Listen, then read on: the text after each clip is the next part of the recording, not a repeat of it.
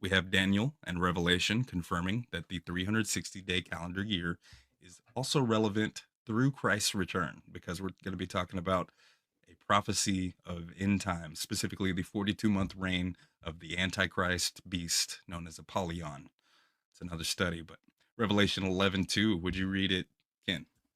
Absolutely. And they will tread underfoot the holy city for 42 months. And I will grant authority to my two witnesses, and they will prophesy for 1260 days, clothed in sackcloth. Okay. And Daniel 7:25. Did you check that one out? He shall speak against the Most High and wear down the holy ones of the Most High, intending to change the feast days and the law. They shall be handed over to him for a time, 2 times, and half a time, 3.5 years. How ironic that we're talking about how the times and the feast days have been changed in the law, according to tradition, specifically in the context of the beast of Revelation, right? Because that Daniel 7:25 passage is a prophecy about him. He is the he that speaks against the Most High. And it's the same prophecy represented in Revelation and Daniel 7, that you have not only 42 months, it's also fleshed out to be 1260 days, and that's also said to be 3.5 years. It's specific and it's repeated throughout Revelation and Daniel. So you got 1260 days. If you divide that by the 42 months, you're going to get months of 30 days each. And then Daniel 7, if you divide the 1260 days by 3.5 years, you're getting years of 360 days each. But hold up, wait, we said 364. So why does this seem to be speaking about it in terms of 360? Well, I think Enoch gives us a clue that Enoch 82:11 says there are four leaders who divide the four parts of the year enter first, talking about the stars, some say the wandering stars, but four leaders, and after them the 12 leaders of the orders who divide the months. There's another mention of 12 months only. And for the 360 days, 360 it says, there are heads over thousands who divide the days. And then for the four intercalary days, there are the leaders which sunder or divide the four parts of the year. So it speaks about the calendar in 360 days. And then it also adds this caveat of, well, there's 4 days that are reckoned in the reckoning of the year that sometimes aren't reckoned. And just the way it speaks about it, it acts as if you can speak about a year in 360 days, but you can also include these four calendar intercalary days that make up the entirety of the 364, because really those days are dividing the seasons, and they're dividing these equal portions of 30-day months. I hope that helps make sense. But Yeah. yeah, Yep. And there's an Yeah. angel over every single part of it. Yeah. I just love that, you know? I know. I hope Yahweh lets us take a tour up there eventually, once we Yeah. get our resurrected bodies. I'd love to watch these guys work, just to, be like, oh, okay, that's what he was talking about when he was describing it this way. Yeah, they're pretty awesome. for sure. Follow an angel to Look work forward day. to it. Yeah, there you go. Like Enoch got, but in bodily rather than spirit or vision. Yeah. Here's another mention of those. Sean, would you read first Enoch 75:1? And the leaders of the heads of the thousands who are placed over the whole creation and over all the stars have also to do with the four intercalary days, being inseparable from their office according to the reckoning of the year. And these render service on the 4 days which are not reckoned in the reckoning of the year. These 4 days can be spoken of as if they're not reckoned in the year, even though they are. That's how I gather the Daniel and Mhm. Revelation prophecy works out, to where it seems to be only speaking about 30-day months, but Yeah. that's because the months themselves are 30 days. It's the intercalary day that adds to make it 31 every third month. Yeah, there's just seasonal transitionary days, right? Mhm. Right. Just like many topics in scripture, one passage doesn't always explain the fullness of the instruction. Yeah.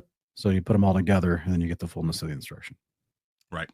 Yeah, because in that span of time of 3.5 years, 42 months, 1,260 days, the lunar calendar would have had at least 1 year with an additional 13th month, right? Every 3 years they add one. And Yeah. this prophecy insists that it's 42 months of 30 days each, constituting 3.5 years, meaning no 13th month was assumed in the calculation. It's maths. Quick maths. But another mention of these intercalary days, just to kind of help understand that they're dividing the seasons here. First Enoch 81:5-7, with respect to the progress of the sun in heaven, it enters and goes out of each gate for 30 days, with the leaders of the 1,000 classes of the stars, with four which are added, and appertain to the 4 quarters of the year, which conduct them and accompany them at 4 periods, Respecting these, men greatly err and do not calculate them in the calculation of every age, for they greatly err respecting them, nor do men know accurately that they are in the computation of the year. But indeed, these are marked down forever, one in the first gate. Now, this isn't talking about the months. We'd have to go back to another image to look at the gates, but the one is in the first gate, and one in the third, one in the fourth, and one in the sixth, so that the year is completed in 360 plus the 4 days, totaling 364. What do Nice. Yeah. y'all think? Pretty basic, straightforward, right? Yep. Pretty straightforward. Like Second Baruch says, it is you who arrange the method of the seasons, and they obey you, talking to Yahweh. You alone know the duration of the generations, and reveal not your mysteries to many. 30, 30, 30, with the one dividing the third and the fourth month. In between those, again after the 6th month and after the 9th month, as well as after the 12th month. Yeah, and it's interesting how it says like respecting these 4 intercalary days, men, will greatly err and not calculate them throughout the ages. And so it's interesting, these 4 float days, It is. Yep. And we have these 4 seasons characterized by the equinoxes and solstices, but on the calendar, they're divided by these intercalary days, separating equal portions of 90 days, right? 13 weeks each season. And the first one being spring, the time of new growth and new life. Then summer, which contains the longest period of daylight during any day of the year. Third is fall or autumn, the time of the harvest. And then winter being the period that has the longest period of darkness of night out of all the days of the year. Those are the characteristics of these 4 seasons. Beautifully designed. Yeah. Let's look at some excerpts from one of the more recently deciphered manuscripts of the Dead Sea Scrolls that were reconstructed with available fragments. We don't claim that they should be considered inspired scripture. I don't think they claim that they should be either. I think they were just calendrical writings and notes of maybe the Zadok priests or the community there in Qumran who kept that library. But I do believe it accurately presents this calendar consistent with what we believe, and it can help us to confirm some details.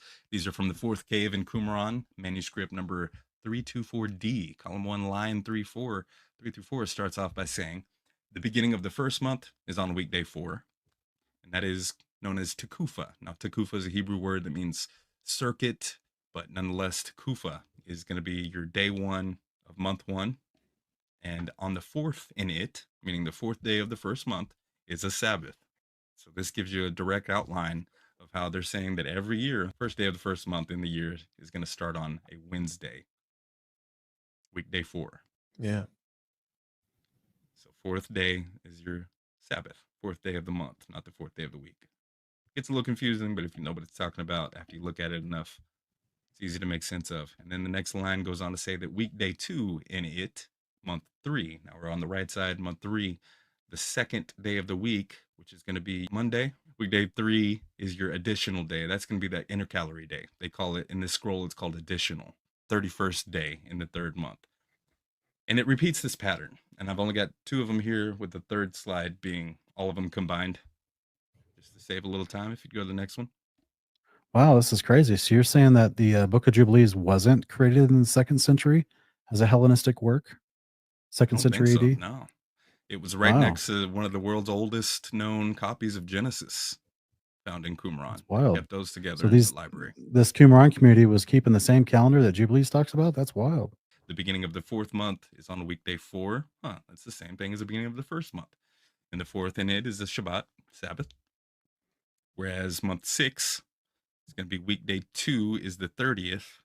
And now weekday 3, which is going to be your Tuesday, is additional. That's your intercalary 31st day at the end of the 6th month. And as I said, I cut out the last 2 just to show you all together of them on the next slide. They're all together combined in one. So you can see the pattern, because the pattern starts to develop that every season, every 91 days, every 3 months, the same pattern of the days of the week occur. The Yeah. first day of the 1st month, 4th month, 7th month, and 10th month is always a Wednesday, always the 4th day of the week. Therefore, awesome. Sabbath is always the 4th day of that month. And then those you get days of over, remembrance on those too. yeah. Those So days of new remembrance would be moons. Tekufa or Yeah. head of the month. Correct. Very reoccurring pattern you start to see. And another synchronicity you start to see that, these repeat every season for every quarter of the year. So here's what it looks like all together. And y'all can screenshot that and pour through every one of them to see for yourselves. And this is the same thing we see in the songs of Sabbath sacrifice. Remember, it starts off with a preface for the first song saying that the first Sabbath of the year on the fourth day of the first month, because the first day of the first month is a Oh yeah. Wednesday. Yeah.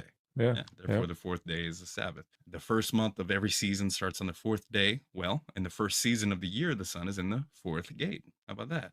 Second month of every season starts on the sixth day of the week, Friday. On the second season of the year, the sun is in the sixth gate. Cool That's Very awesome. synchronicities. nice. In the third month of every season starts on the first day of the week, Sunday. Well, in the last season, the winter solstice, the sun is in the first gate. So lots of cool patterns that start to emerge the more you look at this. Yeah. This is Very great. nice. Very good.